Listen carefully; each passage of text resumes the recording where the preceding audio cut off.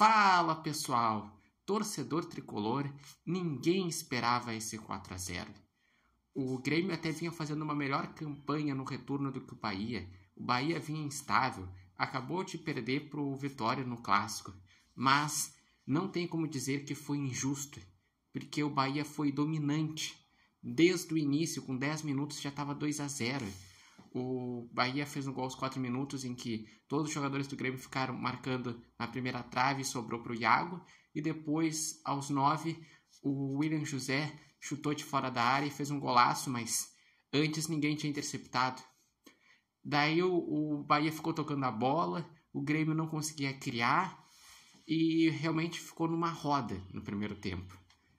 No segundo tempo, o Grêmio até mexeu, botou o Amuso e com isso tirou o Aravena, que não estava participando, botou o Cristaldo para tentar ter um pouco mais posse de bola, mas o Bahia seguiu criando chances, já tinha pedido uma chance e aos 12 do segundo tempo foi lá e com o David Duarte de cabeça fez o terceiro e seguiu pressionando e no final fez o quarto com o Rodrigo Nestor. E é impressionante porque os últimos 2 jogos o Grêmio fez o melhor jogo da temporada, ou provavelmente o melhor, que foi contra o São Paulo, que ganhou com tranquilidade, não deixou o adversário criar. O Grêmio em casa venceu o adversário direto e poderia ter feito mais. E agora contra o Bahia foi a principal goleada que tomou no Brasileirão, foi envolvido e fez uma partida muito fraca, em que com certeza tem méritos do Bahia. O Bahia fez um grande jogo, quis dar uma resposta depois de perder o Clássico, mas ao mesmo tempo o Grêmio não conseguiu em nenhum momento competir no jogo. Ah, mas porque não teve o Arthur, e o Arthur tem sido muito importante para a retenção da posse de bola. Verdade, o Grêmio não conseguia ter a saída limpa no meio de campo, mas também tem um contexto que o Grêmio tem de 12 a 13 jogadores lesionados. Teve o Marcos Rocha, que no primeiro tempo acabou sentindo. Então, o problema do DM é um problema que o Grêmio precisa buscar resolver ou achar alternativas, porque faltam 9 jogos para terminar a temporada e o Grêmio ele não está conseguindo dar uma melhor sequência justamente porque está muito desfalcado.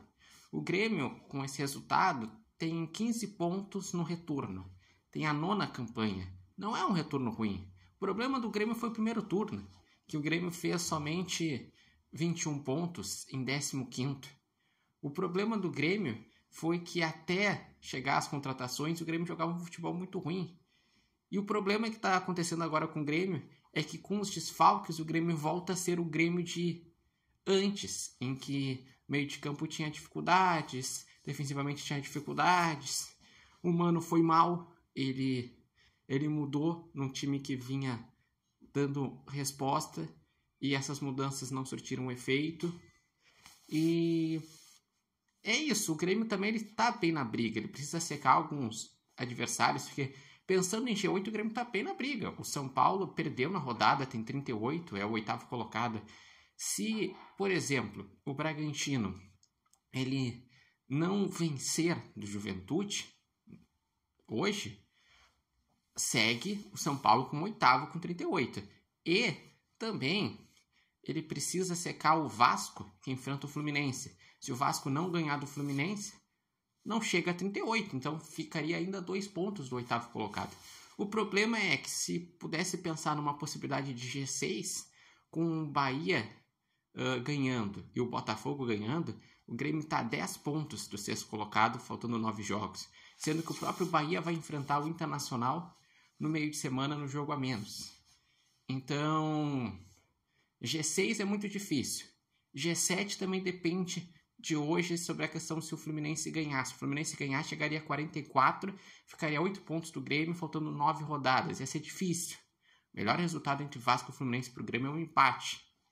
Mas é isso. O Grêmio ele precisa entender por que competiu tão pouco, o que ele pode trazer de alternativa no próximo jogo. O próximo jogo, em tese, é para ganhar, porque vai pegar um Juventude que já está basicamente rebaixado em casa, e é para dar uma resposta ao torcedor. Eu acredito que o Grêmio não vai sofrer contra o rebaixamento. A possibilidade é se o Vitória ganhar do Santos, que daí ele bagunça o campeonato se o Vitória ganhar do Santos. Se não, eu acredito que o Grêmio não vai sofrer contra o rebaixamento, mas se não conseguir ter uma maior regularidade em relação à pontuação, nem digo atuações, nessa reta final vai ser difícil buscar o G8. Mas e vocês, o que acharam do jogo? O que vocês estão achando desse segundo turno do Grêmio? Quais alternativas o Grêmio pode buscar? Deixem aqui nos comentários, lembrando que esse vídeo tem oferecimento de Barbearia Independência e vocês podem acompanhar o Repórter Matheus Wolff no TikTok, no Instagram e no canal do YouTube Repórter Matheus Wolff.